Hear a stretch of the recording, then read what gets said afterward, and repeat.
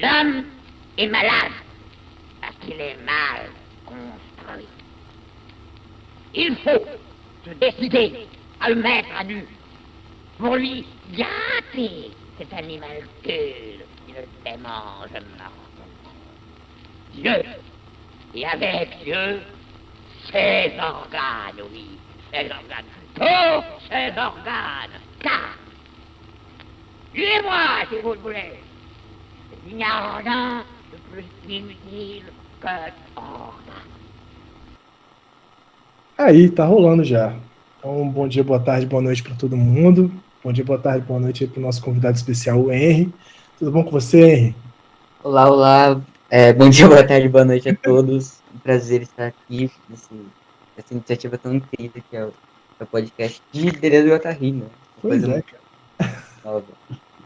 Pô, que doideira, né? Fazendo essa mistura tecnológica, né? Você acha que se o Gatari tivesse vivo, ele seria podcaster? Eu acho que com certeza ele teria o podcast. Olha, a gente no grupo que eu faço parte, a gente até brincou Aham. que não, a gente não é podcaster. A gente se utiliza do espaço do Spotify, que é um espaço capitalista, como máquina de guerra, acoplando a máquina produção intelectual. Tem esse vislumbre mesmo, né, velho? É a rádio livre do contemporâneo, né? É um desafio, eu acho, né? Como fazer dessas plataformas, que é o que a gente tem à disposição, outra coisa mesmo, né? Porque realmente, se você depender delas, você tá fudido. E é muito doido, né? Que eu acho que quando eu comecei a gravar esse podcast, eu senti numa onda meio faça você mesmo, assim, sacou? Que tem uma coisa interessante dos meios que o Spotify, né, e o Anchor, essas plataformas grandes possibilitam, assim, para gravar podcast, mas ao mesmo tempo tem sempre uma intenção, eu gosto de uma expressão assim, uma expressão que chama zero likes, né? Falar assim, zero likes. A intenção do zero likes, assim, que é fazer meio por fazer, assim. Acho que uma das grandes magias dessas plataformas é nem tipo o próprio modo de funcionamento delas, que é corporativo, fudido pra caralho, capitalista, mas é como ela captura a nossa subjetividade nessa intenção de uma grande aparição, né? Fazer o podcast. Eu tenho que fazer o podcast perfeito, eu tenho que ter um público, eu tenho que ser. Eu brinco no episódio com o Pedro Boa, a gente até brinca assim, a concorrência direta com o Flow Podcast, né? A gente está aqui disputando diretamente com Sim. o Monark, né? E as ideias paranoicas maconheiras dele, assim.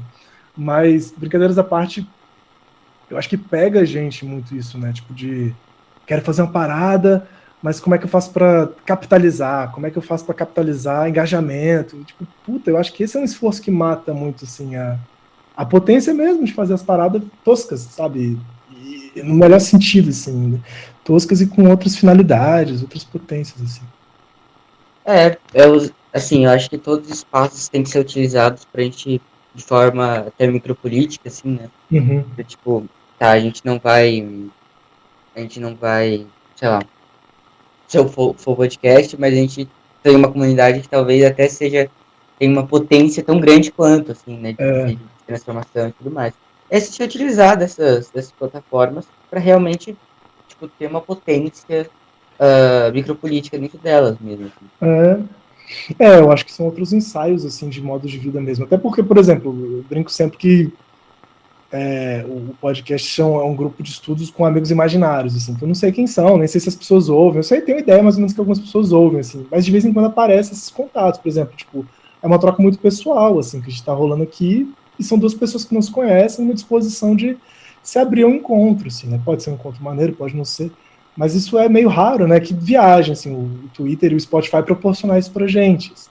Então, tem muito essa coisa de não se fechar nesse extrato, por assim dizer, ou nessa paranoia dos números e dos likes, e, porra, que outras aberturas isso vai rolando. Isso eu acho, de verdade, assim, muito interessante, sem demagogia. Não, total, realmente vai sendo tipo um zero, né? Agora Eu não entendi a palavra que você falou, qual foi? do Ticum, Ticum, tipo, Ticunzeira é uma brincadeira, tipo. Mas assim, o Ticum ele tem uma passagem que é algo do tipo, quando uma ou mais formas de vida se encontram, se forma Uhum, uma comunidade, né? pode crer. E a comunidade é a potência política dos afetos e de uma comunidade é muito forte, assim, mesmo É, que, que, tipo, quando dois modos de vida se encontram, forma outra coisa, né? Forma um terceiro elemento. Aliás, se não me engano, o Guattari tem uma fala que é assim, né? A sim, amizade é quando dois corpos se encontram e formam um terceiro, né? é, ou E é, multiplica mesmo, né? E eu acho que isso que você fala do. Agora que eu entendi Ticum, eu falo Tiquim. É aquele livro, né? Que eles mandam, é um grupo, né? É é, uma comunidade de escrita meio com esse nome, né? De Ticum, né? sim, Eu sim. falo Tiquim, eu sempre falei Tiquim. Mas que é doido, né? Que você pensar que um conjunto de gente não necessariamente uma comunidade, né? Tem que ter um encontro. Por exemplo, tipo, você usa essas ferramentas de rede social como o Twitter, o Facebook, puta, é uma vasta comunidade, entre aspas, mas não necessariamente há encontro que acontece, não há diferença, não há, como você bem colocou, né, modos de vida que se encontram. Então, o que é retornar, restaurar essa potência política da comunidade? Eu acho que caralho, esse é um desafião, assim, que a gente está imerso, assim, né? E eu acho que tem que ter uma certa abertura e envolve subjetivamente, talvez, raspar um pouco essa vaidade que as redes sociais colocam na gente, assim, né? É meio cristão falar isso, né? Tipo, limpar o pecado da vaidade. Mas é que é doido, né? Porque fica tudo muito narcísico mesmo, de uma maneira muito palha, né? A parada. Realmente, eu acho que criar comunidades e criar. Isso, eu acho que é um grande dilema e a grande, talvez, o grande potencial, assim, que as plataformas conseguem emergir, assim. É, Porque criar comunidades é o grande lance, né? Mesmo que seja, sei lá, do tipo de Deleuze, Spinoza, etc., mas são locais de resistência, né? sim, Porque são totalmente locais de resistência a um pensamento e ao sim, capitalismo, e enfim. É muito forte, assim, né? Quando, sei lá, um grupo de estudos de Deleuze ou estudo de gênero, né? Que talvez seja uma relação de opressão mais direta, mas assim, se reúnem para sim. discutir e falar livremente e criar, sobretudo criar, né? Sendo Foucaultiano aqui, mas criar, né? Isso é muito importante, de fugir de poder fugir um pouco e criar um novo mundo, né? Um mundo que talvez Total. seja menos opressivo, menos. Porque você pensa assim, eu tô pensando no campo do encontro e da saúde também, né? Como nas redes sociais e no geral hoje em dia, tem uma maquinaria para fazer a gente muito triste, né? Como o Deleuze aponta, mas também meio suicida de uma maneira triste, meio isolado mesmo. Sentir que, por exemplo, questões aberrantes, sejam elas de gênero, sejam de raça, sejam de classe, cada um tem que lidar sozinho com isso, né? E fica, por exemplo, o Twitter é uma plataforma que tem muito isso, né? Essa coisa de um choramingo de, tipo, tô mal e a coisa é comigo mesmo, vou tomar meus remédios, vou fazer minhas paradas. E eu acho que quando a gente vai montando essas comunidades, são espaços de experimentação de formas de vida para dar vazão também, bem esse campo de criação. Para além de outras formas de pensar, realmente outras formas de viver mesmo, por mais bizarro que pareça, né? Mas que você sente que tem outros campos de referência possíveis, assim, para viver gênero, para viver seus pensamentos, para viver, sei lá, seus prazeres, o que quer que seja, né? Porque querendo ou não, acho que é muito sufocante mesmo. Acho que tá cada vez mais sufocante existir. Isso é muito bizarro, né, cara? Simplesmente existir está sendo uma parada muito sufocante, assim, por falta de conexão, de possibilidade de troca, né? E nem digo humano, nem tô sendo clichê de falar assim, que a gente precisa dar as mãos, encontrar os mãos, é o que você falou. Juntar um modo de vida com outro modo de vida. Pode ser tipo, com um animal, foda-se. Pode ser com uma cidade, com um prédio. Tem que ser outro modo de vida, assim, por assim dizer. Viajando É, nisso. é potência. E isso é uma coisa curiosa, porque, tipo, de nenhuma forma isso é uma questão individualista, né? Mesmo Aham, existe muito essa crítica, né? Tipo, o modo de vida não tem nada a ver com o indivíduo, né? sim. Tem a ver com corpos, e corpos, eu acho que, aliás, o que a gente vai ler hoje tem Opa! muito isso, mas, assim, o desejo, os afetos e os corpos são atravessados, eles não são atravessados de forma alguma por si só. Ao Sim. contrário, eles estão todos ao redor. Talvez em um mundo, sei lá, em um mundo distópico, no metaverso, né? Metaverso, porra. No Vamos chegar lá. metaverso, a possibilidade da gente, pô, trocar ideia seja impossível, né? Seja É, impossibilitada. E, é. Então é muito bizarro isso.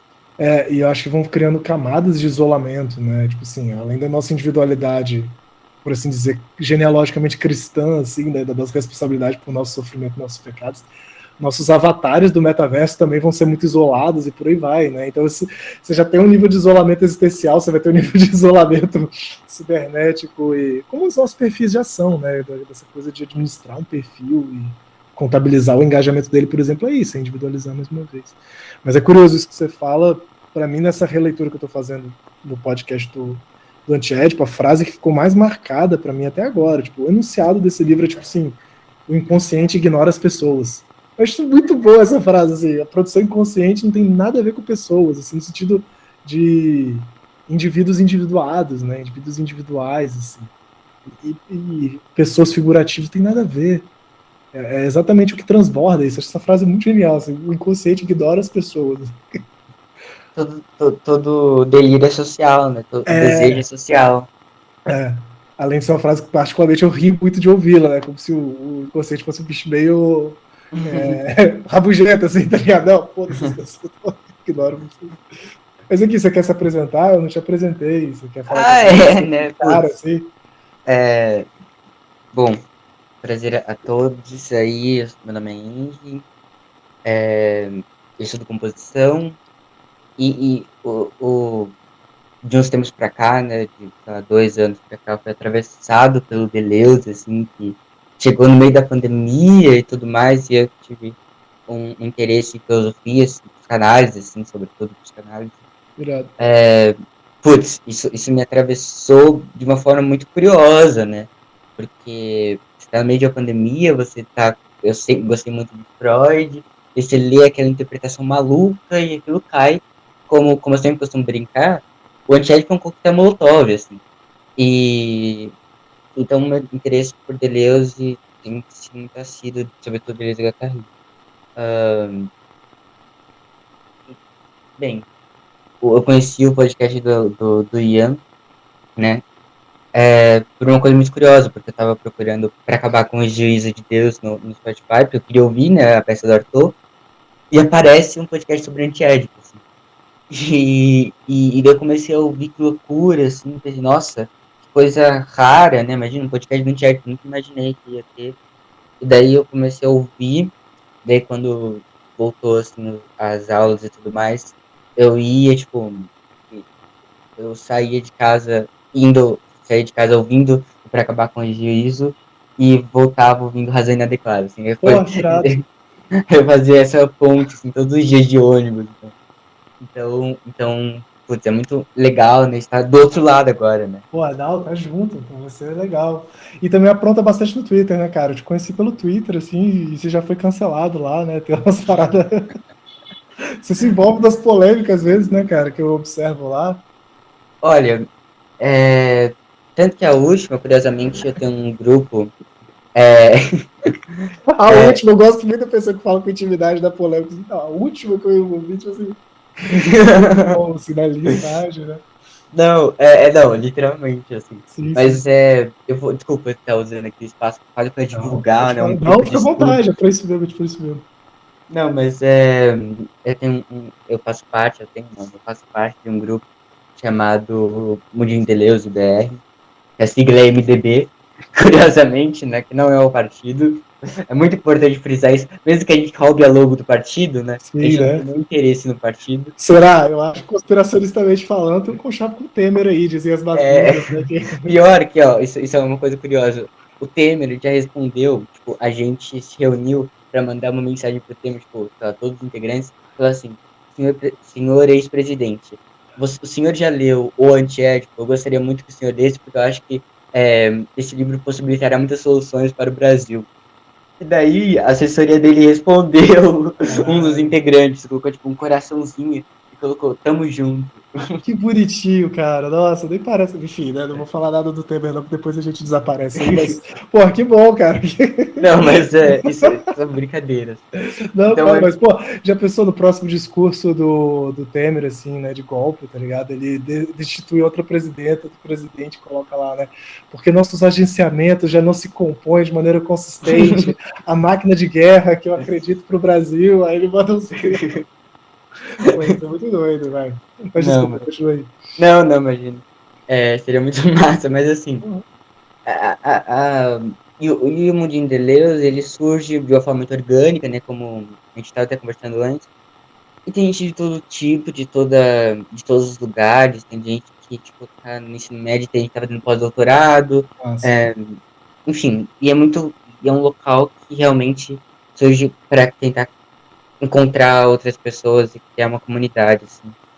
E mesmo que tenha essa parte de brincadeira, de mandar, de spamar o Temer e usar a logo do MDB, né? Tem uma parte que realmente é de entender a filosofia como uma potência política, uma potência de afetos, e entender que os espaços, de centralização dos espaços, né, de estudo, e, Sim. e eu falo isso porque em uma das tretas assim, que teve, das últimas, é que justamente teve uma turma assim que fala como ousas você vai criar um espaço É doido. fora da academia, como ousas, você não tem você não tem isso e aquilo, né? Você não tem especialização nisso e aquilo. E, o MDB surge justamente por isso. Eu acho que assim, claro que tem muito pegando assim o gancho, mas eu acho que o seu podcast acaba tendo também essa potência, tipo, mesmo que não seja intuito de sei lá, ser o Flow Podcast, né? Pô, ó, você não sabe, você não sabe. Uma hora chegaremos lá do top 3, mas desculpa, pode falar. É. Mas assim, tem um potente alcance, tipo, tem gente que vai acabar procurando outra coisa e cai, e tem uma certa. Não é de forma alguma popularização, do tipo, Uhum. tornar algo acessível, mas do tipo, realmente descentralizar os espaços, Uhum. né? De usar outras plataformas e tudo mais. E eu acho que isso é uma coisa muito importante, assim, eu acho que descentralizar os espaços, entender a potência evolucionária do conhecimento, e é o que o Foucault ele vai dizer no prefácio do Antiédipo, aliás, né, que é como que é? Os Introdução à vida, né? policiais, a introdução a uma vida fascista, que ele diz que um dos inimigos do Antiédipo é justamente os policiais da teoria, os donos da Ah, verdade, né? E eu falo dessa treta porque ela é muito sintomática de, de uma certa potência também, que se cria, uma potência reacionária e até microfascista, que se cria dentro de algo que seria combatente a isso, né? não, é impressionante vir de uma galera que diz estudar Deleuze e Guattari, assim. Não me impressiona muito porque o mundo tá do jeito que tá, assim, né? Mas ao mesmo tempo, eu sou acadêmico, mas assim, com vergonha na cara. Eu não fico, porra, tá doido, cara. Uma carteirada pra ler Deleuze e Guattari é foda, cara. O Guattari mesmo falava, né? Que, tipo assim, o papel da faculdade, das universidades é atrapalhar, né? A coisa do pensamento, é muito bom. Ele é bem oposto ao Deleuze nesse sentido, assim, né? De convivência, ele é averso, né? A coisa do palestrante, do cara que vai trazer a solução. Porque, por isso que eu acho que é por isso que a galera mais facho Deleuze, assim, tende a falar que o Guattari é meio palha, tende a falar, não, Deleuze bom é do diferença e repetição, aí pula, né, aí depois Uhum. é a galera que quer, tipo, ver, não, se você é essa pessoa, né, você não você, hein, mas o ouvinte, a Sim. ouvinta que estiver ouvindo isso, né, se você for uma pessoa que prefere diferença e repetição em platôs antiéticos, tá perdoado também, mas, assim, mas eu vejo uma tendência de uma galera purista, assim, tanto que é isso, né, tenta separar o Deleuze do Guattari, fala, caraca, que vacilo, assim, divertido, né. É muito bizarro, assim, né? Como realmente a, pode ser territorializado por muitos locais, né? É O, muito doido. o, o Deleuze, tipo, ele tem se tornado, entre aspas, um filósofo até conhecido, né, Ah, por um grupo e tem expandido. Eu acho ótimo sim. expandir isso. É um autor, o Deleuze e o Guattari são autores de muitas facetas Uhum. e eu acho muito, muito bom isso, né, que a gente pode discordar de achar ruim, tipo, tem que ficar num núcleo fechado, né, Sim. mas eu acho que é um local meio claustrofóbico, assim. Ele pode estar nesse núcleo, mas também pode. Tem muitos espaços, né? Acho que isso, mesmo que tenha a problemática das redes sociais e tudo mais, querendo ou não, ela abriu muitos espaços, É ela abre verdade. novas possibilidades e novas formas de agenciamento, assim. Sim, total. Aqui, no final do programa, antes de despedir de você, aí a gente coloca, tipo, o que você quiser divulgar e tá, te chamar a galera, assim. Sei que você tem grupo de estudo também, de composição, você continua com esse grupo de estudo? Ah, isso foi um curso, tipo, que eu Ah, dei, tá. assim, mas ele acabou. Porém, eu vou abrir mais, assim. Tá bom, então no final a gente faz a divulgação até pra gente acelerar. Mas deixa eu só perguntar uma parada que eu sempre fiquei curioso, nunca pergunto para as pessoas. Você consegue ouvir esse podcast sem estar acompanhando o livro para ler? Sim, É mesmo? Que eu doideira. consigo. Eu já, tipo, eu lembro que tem umas partes dele que foi interessante. Que eu até tinha tem uns post-its aqui, tipo, Aham. e tinha uns post-its que eu falei, eu preciso reentender isso. Ah, tá. Daí eu achei legal porque, tipo, eu peguei o seu podcast pra reestudar, né? Aham. Putz, essa parte eu não entendi. Daí você foi comentando e fui relendo. Falei, putz, acho que agora fez mais Pode sentido. crer. Pode Mas crer, realmente pode eu crer. queria sem um livro, curiosamente. Não, eu fico imaginando as pessoas tendo que ler junto, porque quando eu tento escutar, às vezes, ainda mais escutando, às vezes eu ouço alguns poucos podcasts que as pessoas estão lendo algo, eu tenho uma dificuldade de tipo, estar no ambiente com outros estímulos e concentrar no que está sendo lido, coisa assim. Pô, bom saber. Cara, como de praxe, eu coloco o despertador aqui pra gente saber um horáriozinho. O sinal tá quase na hora do almoço já, né? Tem esse mau hábito de gravar às 11 perto do almoço. E aí eu convidei o Henry, gentilmente ele apareceu. Mas aí quando tem convidado eu coloco para meia hora. Então agora são 11h49, eu vou botar para meio-dia e 20, pode ser? Até meio-dia e 20, vamos lendo? Bora lá. Mas o papo já tá tão bom que já dá um episódio. Mas como é de praxe, assim, não podemos sair da parada da proposta de ler um pouco. Então, galera, com vocês, a gente parou na semana passada na página 116, fazendo a passagem para a terceira síntese aqui, né, no capítulo 2, a síntese conjuntiva de consumo, parte seção 2.5, né, abre com a síntese conjuntiva de consumo, e aí a gente tem um parágrafo específico, né, que tem aqui 2.5.1, seus dois usos, segregativo e bionívoco, nomádico e plurívoco, o corpo sem órgãos e as intensidades, viagens, passagens, eu devenho. Grande, né, o nome do parágrafo, só o nome do parágrafo, e você vai ver o parágrafo até pequeno, assim, quase. Podemos começar? Claro. Eu começo? Pô, Ou você quer ler? quando... Acho que ninguém nunca leu. Vai lá, lê aí. Tá. Ninguém é nosso amigo, É, né? Vimos como na terceira síntese, síntese conjuntiva de consumo. O corpo sem órgãos era verdadeiramente um ovo, atravessado por eixos, retesados em zonas, demarcado por áreas ou campos, medidos por gradientes, percorridos por potenciais, marcados por limiares. Show. Nesse sentido, para no ponto, tá Não, fazendo pode ponto? ir, pode ir, pode ir. Onde você sentir que para parar pra gente comentar, a gente pensa aqui junto. Tá. Nesse sentido, acreditamos na possibilidade de uma bioquímica da esquizofrenia, ligação com a bioquímica das drogas. Será cada vez mais capaz de determinar a natureza deste ovo e a repartição campo gradiente limiar.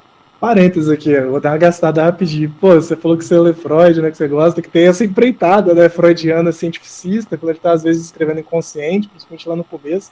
Ele tem essa, porra, talvez um dia a neurologia vai chegar lá para explicar, né? O que rola, como é que rola. Aí os caras não, manda assim, porra, o corpo sem órgãos. Eles nem falam de corpo sem órgãos aqui ainda, né? Mas a terceira síntese como, assim, corpo sem órgãos como um ovo, né? E a fé deles não é na ciência, é na bioquímica das drogas. Que possa dar conta de entender assim, a formação do corpo sem órgãos. Achei curiosa essa. Fiz esse paralelo na minha cabeça. Assim, achei curioso. Não, é muito bom. No Bioplatas 3, eles até falam, né? O masoquista, o drogado, louva Spinoza, né? Caraca, os caras. Nossa, mó viagem. Mas é isso mesmo. Anos 70. Porra. Trata-se de relações de intensidades, através das quais o sujeito passa sobre o corpo sem órgãos e opera devires, quedas e elevações, migrações e deslocamentos. Só para fechar esse comentário, eu acho que é isso, né? É a grande passagem desse livro, né? De uma analítica do inconsciente que passa dos conteúdos e talvez dos significantes, nem só conteúdo, nem só expressão, mas por a analítica das intensidades mesmo, né? Dos encontros, dos gradientes, das passagens. E aí, por isso que é tão difícil também, né? Eu acho que a gente está muito pouco acostumado a falar em intensidades, né? Falar no campo afetivo, falar no campo das forças e se entender e participar da vida dessa forma, né? A gente tende a pensar o indivíduo com seu conteúdo e sua expressão, né?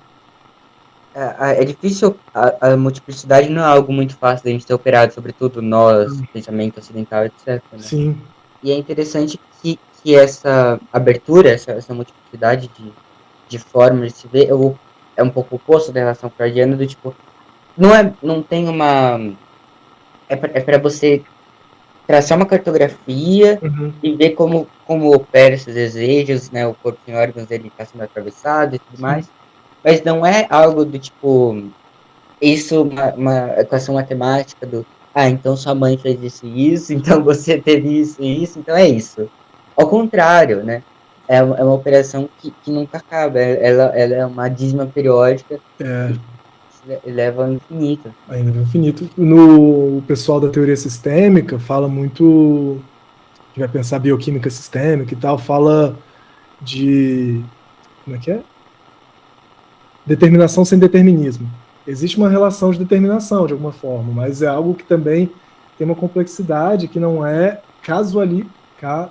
causalidade, causalisticamente determinado, né? Não é um ponto A vai levar ao ponto B, mas é algo que diz respeito de como esse ponto A, que acontece em outro período de tempo, pode se atualizar no presente, pode se dobrar, pode se desdobrar, e aí realmente é uma coisa de uma infinidade de possibilidades mesmo, como se for uma dízima periódica infinita, né, de possibilidades. Então, cara, os caras precisam inventar uma outra linguagem para pensar isso, né? Como diz o Nietzsche, inventar uma nova língua, né? Porque a língua carrega os preconceitos metafísicos da individualidade, da causalidade, da linearidade, do tempo, né?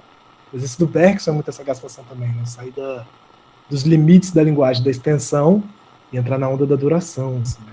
É É. praticamente indescritível em palavras. Né? E às vezes, e é interessante porque a estranheza, É, a acidez, né, o humor ácido, etc., fazem parte também, né? É uma proposta que talvez Derrida se aproxime um pouco, assim. uhum. Mas também tem esse lado de entender, de criar uma outra linguagem e também criar um outro tipo de visão sobre as coisas, né? É Sim. a ironia da bioquímica das drogas, né? É um negócio que te choca, né? Que te abala, não te atinge só no nível da intelectualidade, te afeta, né? No mínimo com uma risada ou um estranhamento, mas aí você falou estranhamento, né? É uma leitura carregada de estranhamento propositalmente, né? Porque é muito bizarro no nosso preconceito linguístico, metafísico, quando a coisa é estranha, a gente se afasta dela, né? Ah, esse texto tá muito estranho, não quero... E tem muita gente que tem essa versão ao Deleuze por isso, né? Pô, não entendo nada do que ele fala.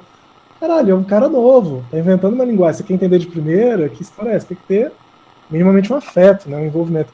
Aí sem afeto não dá pra ler essas porra, não. Essa coisa que é legal, Não assim. interprete, experimente, né? Nessa dimensão mesmo.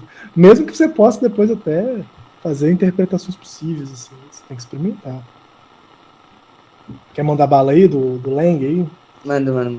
É com toda razão que Lang define o processo esquizo como uma viagem iniciática a uma experiência transcendental da perda do ego, que obriga um sujeito a dizer: eu tinha, de alguma maneira, chegado ao presente a partir da forma mais primitiva da vida, corpo Doideira, sem hein? órgãos.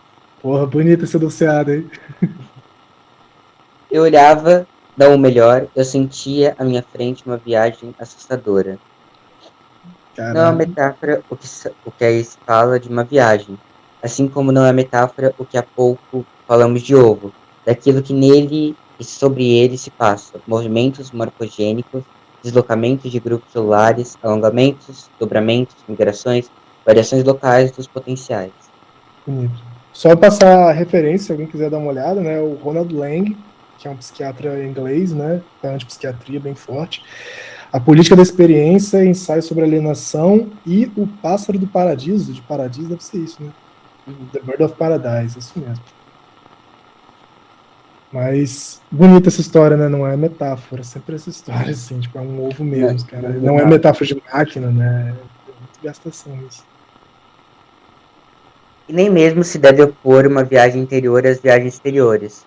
O passeio de Lenz, o passeio de Nijinsky, os passeios das criaturas de Beckett são realidades efetivas, mas em que o real da matéria abandonou toda a extensão, tal como a viagem interior abandonou toda forma e qualidade, deixando brilhar tão somente dentro ou fora, intensidades puras e acopladas, quase insuportáveis, pelas quais passa um sujeito nômade. Bonito isso aqui, né? Eu gosto muito do leque de autores que eles abrem, né? O Nijinsky, o Beckett, o Lenz, ou o Proust, por exemplo, né? Que são autores, assim, que, cara, eles vão se reapropriar, mas é curioso sempre esse lado artístico, isso é uma coisa que sempre me chama Uhum. atenção, né? Porque, pô, citar o Beckett num livro de psicologia talvez seja algo muito absurdo para o Freud, quer dizer, mesmo que o Freud cite o Goethe, etc., mas não é como uma formulação teórica, como eles É, fazem. é. É quase como uma passagem, tipo, o Goethe fala sobre isso. Não, na verdade, o Freud ou usa a arte como exemplo, né? Tipo assim, ele é goetheano pra caralho, né? O Uhum. Freud, e aí ele vai fazendo todo esse elogio aos desafios da vida, como se o Goethe e o romantismo do Goethe justificassem o mal-estar da existência, né? O mal-estar da civilização, desculpa. Na composição dele. Então, ou a obra de arte é exemplar, no sentido de, olha só, como essa sublimação diz onde eu quero chegar com a psicanálise de alguma forma, ou ela é espaço de julgamento diagnóstico de alguma forma. Quando ele vai no trabalho do Da Vinci, quando ele vai aqui no trabalho do Dostoiévski, eu posso ver a estrutura do parricídio, do trabalho do inconsciente para com o pai, né, essas questões de paternidade. E aqui não, aqui pelo contrário, eles realmente estão fomentando o pensamento através da arte. Mais uma vez, volta essa história de como pensar uma linguagem para intensidade. Por mais que eles falem que não seja metáfora, talvez uma linguagem não metafórica, mas um campo afetivo, eles não iam chegar lá simplesmente rebatendo Kant, rebatendo Hegel, rebatendo, sabe com quem eles estavam dialogando aqui. Às vezes precisam pegar uns artistas, né, para chacoalhar mesmo uma dimensão do intelecto, chegar no campo expressivo. Lembrei muito do Nietzsche também, que o tempo todo fala de Schopenhauer, fala do Kant, mas ele está em diálogo com o Wagner também, na mesma medida, né? Ele está ali como se o Wagner fosse pensador, e às vezes eu fico muito besta disso da escrita. Você já chegou a ler, por exemplo, o caso Wagner, os Caso autores? Wagner, etc. E é interessante, eu acho muito curioso assim, a relação do Nietzsche com a música, porque bem, eu estudo composição, né? O Nietzsche, aliás, compunha, né? E meio mal, né? Dizem que é meio capeiga, assim, né? Não vamos julgar, né? Faz de conta que olha só, Nietzsche compunha, isso já basta. Tá bom, beleza, vamos ficar com isso, então. O Adorno também compunha, né? Assim, mas como compositores, eu acho que eles são realmente ótimos filósofos, pensadores e tudo mais. Mas, mas eu acho curioso, assim, que a potência teórica que é tirado dentro das formulações artísticas, né? Que não é algo realmente do fora, é o Uhum. dentro, né? Dentro que se expande. E a relação do Nietzsche com a música é uma relação muito bonita, né? E mesmo que tenha um traço muito romântico às vezes, né? Passa por uma questão romântica pela época e tudo mais, pelo gosto pessoal. Ele, ao mesmo tempo, ele também tem uma formulação teórica, Sim. filosófica sobre o Wagner ou sobre a própria música, né? Como se ela fosse ela tá dentro do campo conceitual, ético, assim, também. Ela está dentro da experiência da existência e pode ser debatida como tal, assim. E aí é muito engraçado, porque às vezes eu sou muito leigo, assim, né? Ainda mais na música erudita, ocidental, no Wagner. Então, às vezes eu boio, né? Mas, ao mesmo tempo, a forma como ele fala é como se ele estivesse debatendo mesmo com a composição wagneriana. E aí, tipo, você fica pensando, eu fico pensando, de onde ele tirou tanto argumento para contra-argumentar, né? O que ele está contra-argumentando? Porque, pô, você imagina uma ópera e o cara tá assim, não, porque aqui você tá sendo meio covarde, aqui nisso você foi decadente. Pô, que viagem, cara. Que viagem. O cara compôs uma música e só nisso consegue tanto elemento, assim, né? De pensamento mesmo, de foda. É, Rapidinho, vou só encostar a porta, 2 segundos, segurei o pensamento. 2 segundos.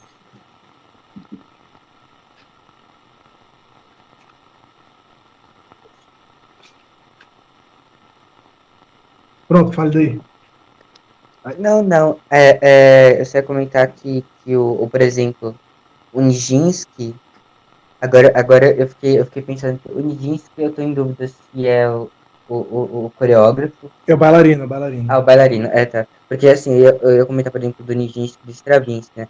É curioso porque o Stravinsky, na Sagração da Primavera, ele foi, tipo, vaiado e tudo mais, né? Ele foi atacado. E eu me pergunto, assim, que o Nietzsche, quando ele fala das coisas do Wagner e tudo mais, tem uma delicadeza e uma delicadeza no sentido de entender a música, né? Assim, quase ele se doa para aquilo, né? Uma sensibilidade, assim, É né? uma Uma abertura. sensibilidade, uma abertura e ele realmente leva aquilo muito a sério e essa coisa. Eu fico me perguntando assim, tipo, é curioso, por exemplo, que ele tem ele é afetado dessa forma, ele tem essa reação, ou, por exemplo, quando esse Oniginsko, o professor Oniginsko, quando atacam a Sagração da Primavera, eu fico, cara, como é curioso como a música, ela ressuscitou isso, a arte ressuscitou isso, e que é algo assim, que talvez seja espantoso para o Freud, por exemplo, mas que, sei lá, que o espírito de época, talvez tudo mais, tenha ressuscitado isso, e acho que o Deleuze e o Guattari fazem essa ponta, voltando à questão de ressuscitar a teoria disso, né? Uhum. Acho muito curioso, será que hoje em dia teríamos uma reação tão fantástica como a dessa questão da primavera, ou sei lá, de tirar a teoria das produções artísticas, porque daí envolve uma questão, tipo, como a arte... Nossa, eu tô abrindo um parênteses Sim, sim, muito, não, mas vai lá, muito vai lá, vai lá. fora, perdão, Não, pô, faz parte. mas a produção, essa produção intelectual, artística que é gerada, ela é muito reflexo do seu tempo e tudo mais, e voltamos à É, questão das redes sociais, como que talvez as obras de arte não ressuscitem da indústria cultural, essas, talvez não ressuscitem não suscitem essas, é. essas reações e tudo mais, eu acho curioso isso. Eu também, eu acho que mudou mesmo. Eu fico pensando muito hoje como nichou, ou segmentou de uma maneira muito. Nunca estudei isso, é só uma impressão mesmo. O campo artístico, né? Por um lado, ele se confundiu com o campo do entretenimento. Isso é feito da indústria cultural boladamente, né? Então, tipo, é muito difícil. Tem coisas que são realmente de um entretenimento muito grande, mas que são realmente extremamente sensíveis e artísticas, né? E aí você tem uma discussão uma reação a isso, né? Porque tem tantos reacts aí por aí fora, um tanto quanto uma avaliação, um julgamento, mas eu acho que fica numa ordem de entretenimento, assim, sacou? Mas é engraçado, porque dentro do entretenimento, não estou dizendo que não há sensibilidade dentro do entretenimento, falando da recepção, como isso se dá meio pulverizada, tipo assim, tá, o que é novidade, qual é a próxima, por aí vai. E por outro lado, a arte vai para um nicho muito especificado, muito de curadoria, de música que poucas pessoas vão entender e vão discutir, e aí fica até meio inacessível, assim. Uhum. Então, não sei, é realmente um espírito do tempo muito específico, assim. Não sei. Não tem como pensar muito, mas eu consigo ver essas reações exacerbadas tanto no campo do entretenimento quanto no campo mais nichado e específico de alta cultura, por assim dizer. Eu acho que ainda rola. Deve ter umas Não, paradas total. de muito grandes, assim. E justamente, eu acho que, sobretudo, e é curioso porque tem gente que está tentando descentralizar isso, né? E tem gente que está tentando romper com essa lógica. Aliás, tipo, tem a turma sei lá, da arte contemporânea, de experimentação e tudo mais, que tem uma base do Deleuze e Guattari, curiosamente, assim, tem muitos trabalhos acadêmicos sobre isso, e que voltamos à questão, né, dessa comunidade que vai se criando e tudo mais. Uhum. Nossa, É, abri um parênteses muito grande aqui, né? A não, gente viaja muito. a gente dá umas viajadas mesmo. É porque eu não sei, dizem até, aí talvez seja interessante pra você, acho que uma vez eu ouvi um podcast falando disso. Sobre o Ritornello, do Deleuze e do Guattari, é ao mesmo tempo uma crítica à interpretação do Adorno e do Heidegger sobre a música. E aí eles têm um elogio à música pop contemporânea, assim, o Deleuze e o Guattari, de alguma forma. E eles elogiam um instrumento sintetizador, né? Que aí eles ficam falando Uhum. da potência do sintetizador e tal. É muito viagem. Que é um meio diferente, assim, da filosofia não ser... de ser sensível e aberta para isso que está se constituindo agora, também como campo artístico, né? Também como arte no sentido ampliado, assim, não só uma arte de exposição, mas uma arte no sentido de uma estética da existência, né? Não é à toa que depois o Guattari vai botar muito essa coisa do paradigma estético na ponta da lança, assim, né? Mas é muito curioso, porque tem uma aversão fácil, né, ao jazz, à música pop, que parece que, tipo assim, pô, isso aqui tá desestruturando a grandiosidade da música, né? E os caras, não, pô, bota sintetizador mesmo. Eu fico Não, muito curioso de pensar o que seria hoje em dia esses caras pensando, né? é. Não, E eu acho que, sobretudo, a coisa do jazz, eu realmente tenho que torcer o nariz para Adorno. Alemães, né? Problema. Alemanha, o que a gente pode Alemanha. fazer, né, cara? É. E o Guattari não, o Guattari é super elogioso com relação ao jazz e o blues, né? No final da vida ele vai falar muito desse devir negro, desse agenciamento musical, né? Muito forte, assim. E eu acho bem interessante. Tem um pianista que ele é muito elogioso, você tem ideia? Falou isso um dia, foi o Vladimir. Eu acho que tem Monk no nome. O Thelonious Monk? Acho que fala de novo. Isso, Thelonious Monk. Isso, o Guattari é muito elogioso a ele, assim, as composições dele. E, tipo, eu via uma parada hardcore, né? Um piano doidão, assim. Mas, por exemplo, eu acho que o Adorno é curioso isso. Puta, se quiser cortar essa parte daqui, pode cortar, porque tá muito engajado. Aqui não tem corte não, meu irmão, não. E acho que é bom a gente direto. as pessoas pra trazer o que elas trazem, porra. E o que vem, né? Mas falei, eu sou uma curioso que essa teoria não faz. Mas assim, porque o Adorno, ele vai dizer isso, mas, por exemplo, o Varese, que é da música contemporânea, o Stockhausen, o Berio, que são compositores, entre aspas, eruditos contemporâneos, ele fala de música atonal, de popopó, complexo. Pô, o Varese, ele tocava em um grupo, ele tocou um tempo no grupo do John Coltrane, o jazzista. O Berio fez arranjo dos Beatles. O Stockhausen apareceu na capa do Sgt. Peppers. Caralho. Ou seja, você tem ali uma eu acho que talvez um equívoco do Adorno talvez seja, isso já estava muito o Schoenberg, por exemplo, o Sprechgesang, que é o canto schoenbergiano, né, que para quem o Sprechgesang é o limiar entre a fala e o canto, sabe? E isso, se não me engano, aliás, acho que o Deleuze e o Guattari citam isso no falam. No meu Platôs tem, no meu Platôs tem. Qual é esse autor aí que você tá falando, esse compositor Berio? É o Schoenberg. Não. É o Schoenberg. Eles citam o Berio também. Pensando no outro, tem um que eles gastam eles vão falar exatamente música atonal, no minoritário, assim, eles gastam muito com um autor que foi ouvir a música e falei, caralho, essa música é muito doida, assim. É o Luciano Berio. O Luciano Berio fala muito sobre isso. Ele tem lá o Visage, etc.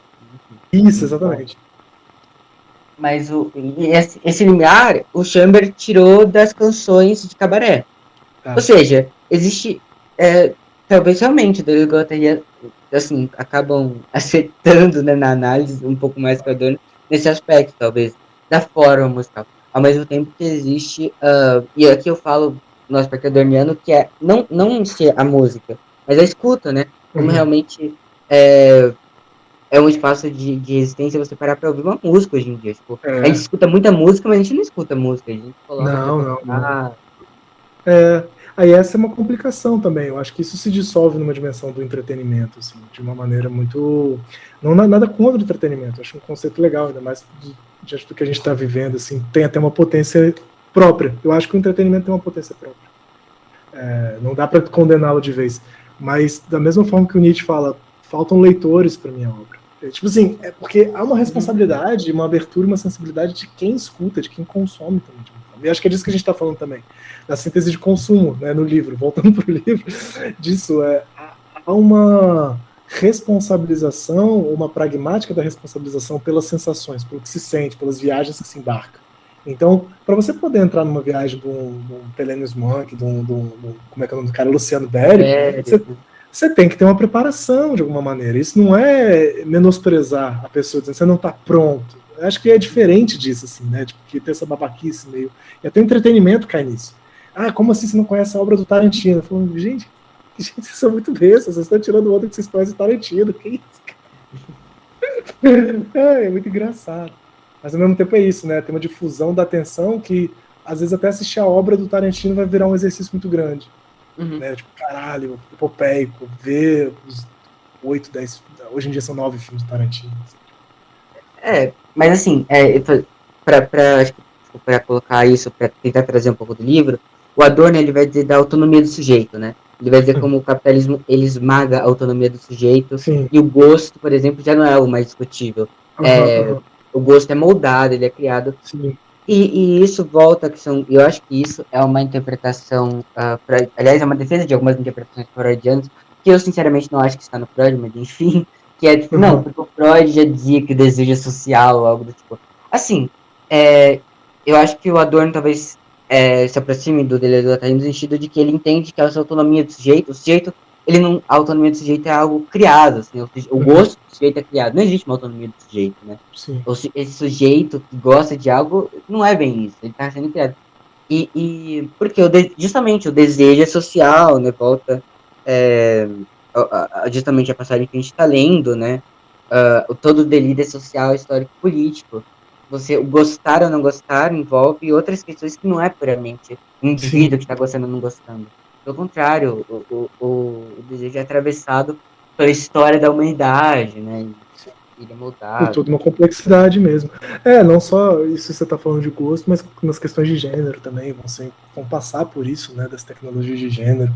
Essa coisa tipo, da heteronormatividade, né, da cis-heteronormatividade, o Preciado e a Butler nadam de braçada nisso para falar exatamente isso. Olha, vocês acham que é gosto isso? Vocês realmente acham que é uma questão tipo, nascer assim, por gosto? Né? Ou é biológico, é pior ainda. Mas vamos lá, senão a gente vai acabar não lendo, cara. Vai ser... Vamos tentar ler esses 2 parágrafos, então. Vamos lá. Você quer ler? Quer ler? Vou ler um pouquinho aqui.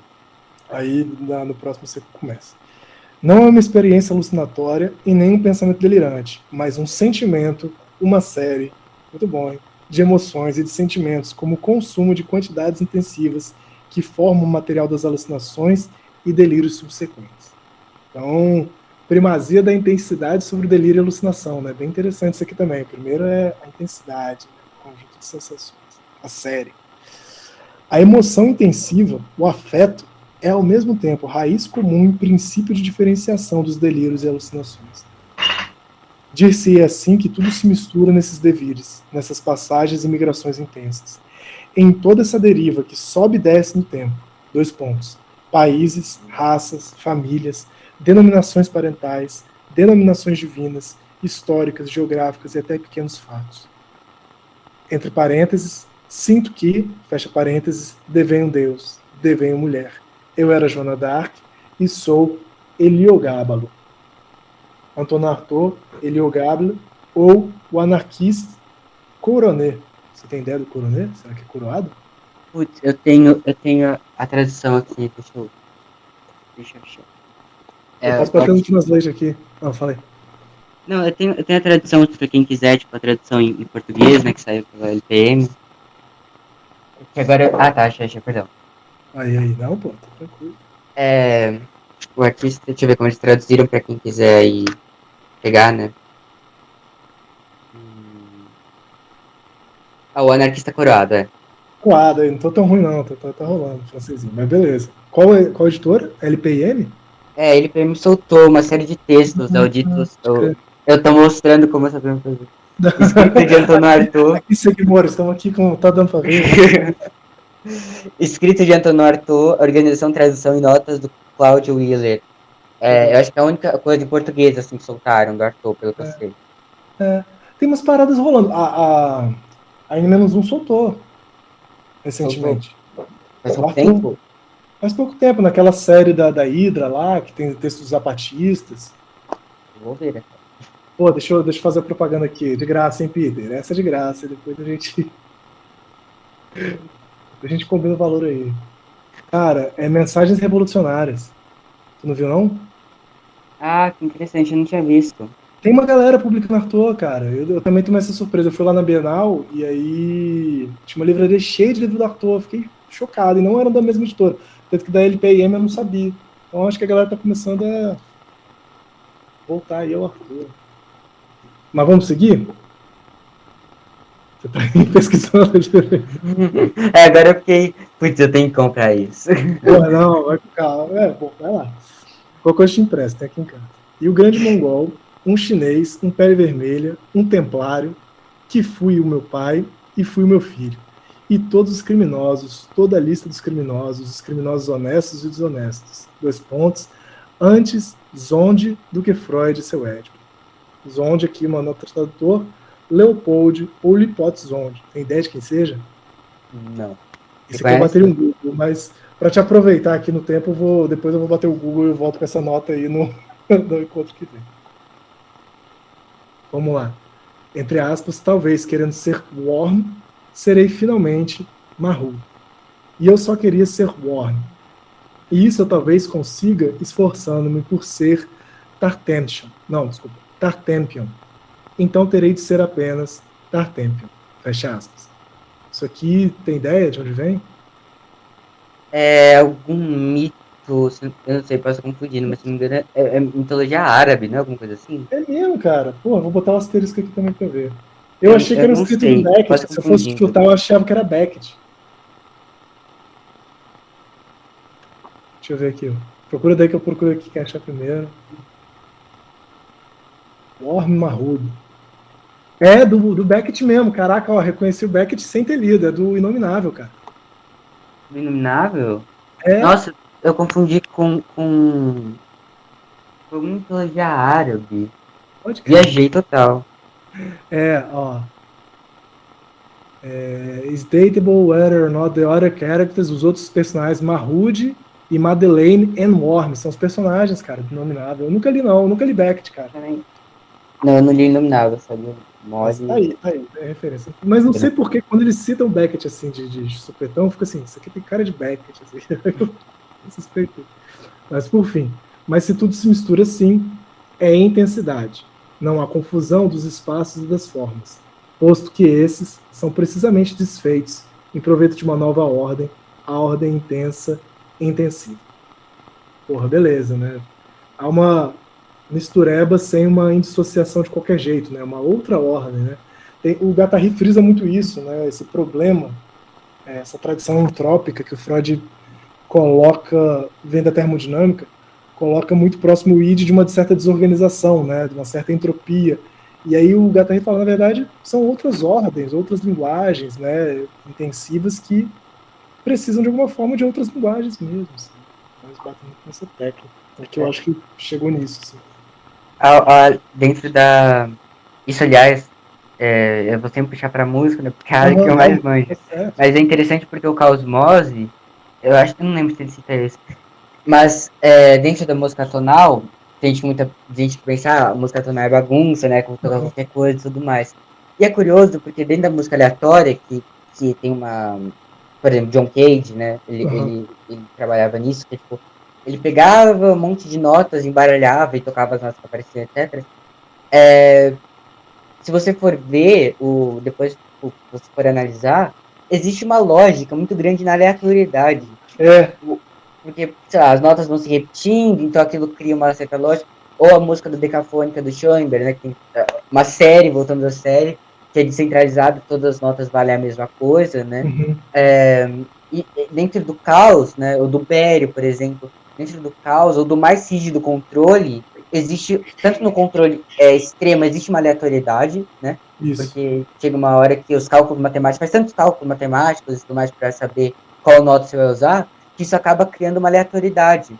Seja de escuta, porque é um monte de coisa bagunçada, né? Porque, enfim, ou dentro do caos, começa a se criar linguagens, começam a se criar séries que acabam dando Padrões uma lógica mesmo, dentro do né? caos. Certo, patterns mesmo. Não, total. É muito bonito isso mesmo. Eu acho que é esse entendimento, e essa expansão do entendimento disso como produção inconsciente, né? E aí, depois já misturam, assim, é fundamental isso. Aqui, vamos ler para ler a frase que você queria ler, assim? Só pra gente terminar, você vai ler a frase que você tava, tipo assim, ansiando até agora. Vamos, porque eu preciso ir fazer o almoço aqui, mas acho que vai dar para ler. Você quer ler? Vai lá, faça as honras aí, abre essa sessão aí. Todo delírio é social, histórico, político. As raças. Isso. Qual é essa ordem? O que, primeiramente, se reparte sobre o corpo sem órgãos são as raças, as culturas e seus deuses. Não foi suficientemente assinalado a que ponto o esquizo faz história, alucina e delira a história universal, e dissemina as raças. Todo delírio é racial. E isso não quer dizer racista necessariamente. Necessariamente. Necessariamente, Mas veja bem, né? Quando alguém é racista, ele tá delirando também, né? Não que as regiões do corpo sem órgãos representem as raças e culturas. O corpo pleno não representa absolutamente nada. ao contrário, são as raças e as culturas que designam regiões sobre esse corpo, as raças e as culturas, perdão, as raças e as culturas que designam regiões sobre esse corpo, isto é, zonas de intensidades, campos e potenciais. No interior desses campos... Isso. Quer fazer um Não, comentário? vai lá, só pra gente fechar nesse aqui, que eu acho que, tipo, eu precisaria comentar isso aqui, eu acho que isso é muito bom, cara, até pra mim mesmo, mas manda isso no interior aí. No interior desses campos produzem fenômenos de individualização e sexualização. Cara, podemos ficar por aqui? Claro. De texto, porque também preciso ir mesmo. Já deu até uma soneca aqui, nem contei pra você, mas botei uma sonequinha, teve um chorinho. Mas é muito bom essa parada, né? Não chegamos na frase todo delírio é histórico-social, mas tá aí o tempo todo, né? Não, e a autonomia dos... Voltamos aqui, acho que isso é uma... É a elaboração da autonomia do sujeito que a Adorno fala, né? Que eu comentei muito brevemente, mas eu acho que é diferente, acho que é uma virada. A minha defesa, aliás, da Deleuze e Guattari, no sentido de que o que eu acho mais interessante é que a virada, justamente, não é o fora, tipo, o fora da autonomia do sujeito, por exemplo, nunca é a psicologia mantém intacta, mas ao contrário, a psicologia é afetada, né? O delírio, né, é social, ou seja, o inconsciente, né? O inconsciente não é como que é essa frase? Ignora as pessoas? Ignora as pessoas, né? Não é sobre as pessoas, o inconsciente, assim, o inconsciente coletivo, entre aspas, não junguiano, né? Mesmo que eles falem que o inconsciente junguiano, eles elogiam o inconsciente junguiano, mas essa virada justamente de que o sujeito ele é fabricado, mas ele é fabricado dentro da própria lógica do inconsciente. Isso Do é uma inconsciente. virada muito, muito interessante. Porque aqui eles colocaram a história dentro do inconsciente, não relação do inconsciente com a história, mas aqui quando eles colocam no interior desses campos, não, qualquer, ao contrário, são as raças e as culturas que designam regiões sobre esse corpo. Pô, isso aqui é muito foda, cara. Tipo assim, como as raças e as culturas da política dos povos, dos nossos políticos, desenhassem, né? Fizessem moldes, assim, escavassem o inconsciente, corpo sem órgãos, né? Campos potenciais. No interior desses campos, produzem fenômenos de individualização, de sexualização. Essa dimensão de identidade, essa dimensão estratificada da sexualidade, ela é já uma invenção social, né? Ela é já delírio de alguma maneira, né? Essa influência da história e do campo social na produção consciente, tá?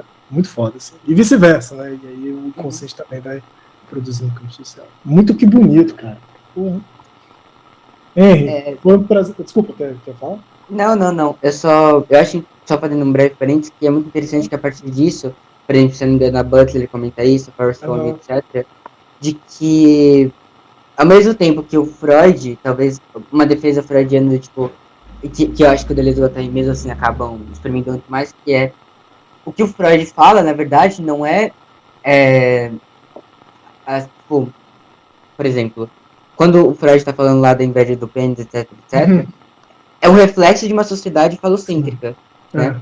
É reflexo, ou quando ele fala dos casos de histeria, é reflexo, na verdade, é um reflexo de que as mulheres estão saindo para trabalhar, etc. Claro que o Freud, eu acho que de forma alguma ele tinha consciência de que ele estava falando disso, mas assim, eles desprimem da psicanálise essa potência que já estava lá, que é entender essa relação histórica e social. Enfim, beleza da Guattari. Isso é muito bom. Porra, é foda que vai abrindo parênteses, aí vai abrindo parênteses. O Nietzsche tem muito isso, né? De pensar o inconsciente, né? E o inconsciente responsável pela expressão da vida, né? De alguma maneira. E aí, no Além do Bem e do Mal, ele é muito categórico, assim, no primeiro capítulo, de falar que todo filósofo, a ideia de todo filósofo expressa os próprios impulsos desse filósofo. Então, tipo assim, é a tendência que esse filósofo tem a escrever isso. E, tipo, demora muito para a filosofia poder pensar sobre isso, né? Sobre, de alguma forma, essa autonomia do sujeito de ter um gosto de escrever tal e qual tema, de tal e qual forma, né? E o Nietzsche é categórico, de falar, olha, não dá para separar de forma tão fácil a obra do autor, dos impulsos que fazem isso. E esses impulsos necessariamente são vontade de poder, vontade de potência. Isso que é interessante, mesmo os mais toscos, mesmo a maior vontade de verdade é a vontade de poder. Então isso que você está falando me lembrou muito isso. O Deleuze e Guattari acrescentam algo, não há como separar a obra dos impulsos de um autor, mas esses impulsos são sociais históricos. São delírios sociais históricos, necessariamente. São cavadas, né, atravessados por essa dimensão. Assim. E, no fundo do pensamento mais bosta, você vai ver vontade de poder. Você vai ver vontade de potência de alguma maneira, né? Não que seja tipo assim, por trás de todo pensamento merda tem uma parada bacana. Mas tem máquinas desejantes. Mesmo na maior paranoia racista, bizarra, assim. Cara, a gente ainda tá falando de máquinas desejantes. Acho que é isso. Eu não vou comentar nada, assim, pra não ficar muito longo, né? A gente vai precisar de 5 horas. Vamos lá, cara. Você quer divulgar alguma parada? Você quer falar seu arroba? Não sei, fica à vontade. Eu vou. Bom, foi um prazer imenso, putz, muito massa. Bom. Tá aqui. Bem, pra quem quiser aí, meu Instagram arroba Henry, HENRI, underline DIO. Se quiser me seguir no Twitter também, não recomendo, mas se quiserem. E as próximas polêmicas aí, né? Ver as próximas polêmicas. Arroba Ticum, TICUN, PH foda, que Ticum é foda realmente. Uhum. Mas mais ainda, eu quero a turma que gosta de Deleuze e Guattari, não gosta também de Deleuze e Guattari, mas quer ver e está interessado em debater, discutir, criticar, dialogar e quer ter um papo, conversar sobre, fazer parte dessa comunidade. O MDB tá aí, é o @infomarxista no Twitter, tem o site, que é o mundinhodeleuze.com, tem agora no Spotify, que é o Mundinho Deleuze podcast. Estamos em todos os lugares, vamos ocupando. Tem todas as plataformas, hein, cara. Tem no YouTube, Mundinho Deleuze BR, ou seja, vamos aí territorializando esses territórios que são tão agenciados por microfascismos. Vocês estão rizomatizando tudo aí. Vou marcar, então, na descrição do episódio, vou marcar o seu arroba do Instagram, do Twitter e do Mundinho Deleuze, então, fechado? Beleza. Também. Cara, da minha parte foi um prazer também te receber, conversa muito boa e bom ter a opinião e a participação de um compositor, que esses papos de música para mim, são difíceis, mas muito interessantes, assim. Quer deixar a recomendação para os seus ouvintes aí, suas ouvintas, seus ouvintes? Se tivesse que ouvir alguém, assim, escutar alguém desse papo todo, assim, quem você botaria aí? Um disco ou uma obra? Eu vou dizer assim, que o meu arroba no Twitter, né, meu nick, é João Gilbertiano com características stockhausenianas, né? Porque eu acho que realmente o João Gilberto e o Stockhausen são dois grandes nomes da música moderna, assim, são geniais fantásticos. Então, eu vou dizer para ouvirem João Gilberto, a faixa Na Baixa do Sapateiro, no disco. Já tava pronto isso aí, cara. Isso aí você já tava esperando. Não, porque realmente eu amo muito essa faixa. Sim. E do Stockhausen, eu vou dizer pra... Não, algo não muito estranho. Melhor, eu vou colocar o Bério, vai. O Bério, você vai... O Bério. Porque mesmo... Ele cita também Stockhausen, mas eu vou citar o Bério. O Bério tem a Sinfonia do Bério. A Sinfonia do Bério é muito massa também. Tem o Visage também, né? Que o Visage, que é maravilhoso. O Deleuze e Guattari citam, assim, vale a pena pra quem quiser entrar nas pilhas. E tem vários, você falou, né? Do John Cage, você falou uma galera aí. Eu colocaria o Thelonious Monk aí, bota lá no YouTube, no Spotify, dá uma ouvida aí, né? Músico negro Escutem! Foda. Escutem várias músicas, né? Escutem Glenn Gould, que ele cita, escutem Anitta, escutem.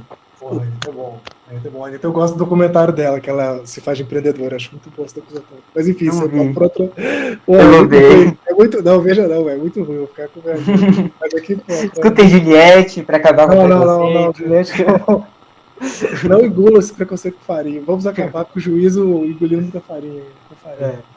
Aqui, hein? Muito obrigado, cara, pela participação. Obrigado pelo seu tempo. E a gente vai se trombando por aí, vai conversando. Agora, até pra passear aí, né? O São Paulo, sabe, descobrindo, somos quase conterrâneos atualmente, né? Pô, muito massa, espero sim. Até a próxima. Valeu, camarada. Até a próxima, querido. Bom almoço pra você aí quando você for almoçar. Também. Tchau, tchau. Tchau.